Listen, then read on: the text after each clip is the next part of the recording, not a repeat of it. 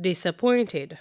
That's how the Office of the Prime Minister, OPM, says it feels following the latest response from the opposition leader to an invitation to have dialogue at Jamaica House at 10 o'clock Wednesday morning.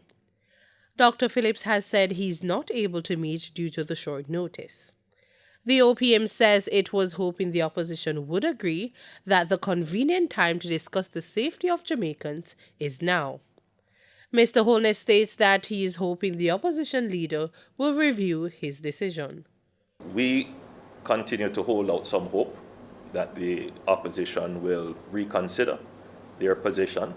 To date, that doesn't seem to have a great probability of materializing, but we continue to hope nonetheless, and we continue to reach out to the opposition. Opposition members of parliament last month voted to end the state of public emergency.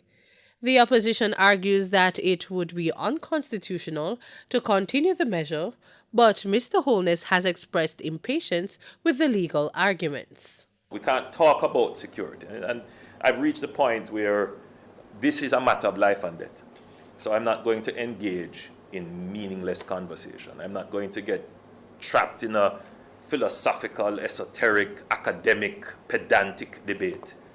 I'm not going to get trapped in the sophistry and philosophy, and I am going to be focusing on the practical issue, how to keep the people of Jamaica alive.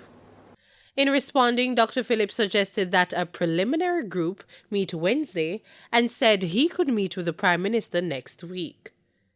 In the meantime, the private sector organization of Jamaica, PSOJ, is urging the government and the parliamentary opposition to work closely to find a solution to the plaguing crime problem. PSOJ President Howard Mitchell holds the stance that both parties should work to eliminate the violence and rampant indiscipline in the society.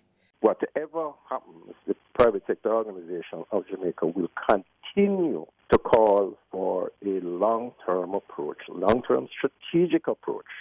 We have suffered for too long with high murder rate, indisciplined behavior, deviant violence. We are very concerned about domestic violence. It's not just about gang warfare. It's not just about gun crimes. It's also the way that we treat each other.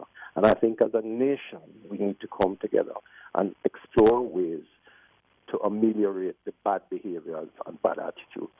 Kimberly Broderick, Frontline News.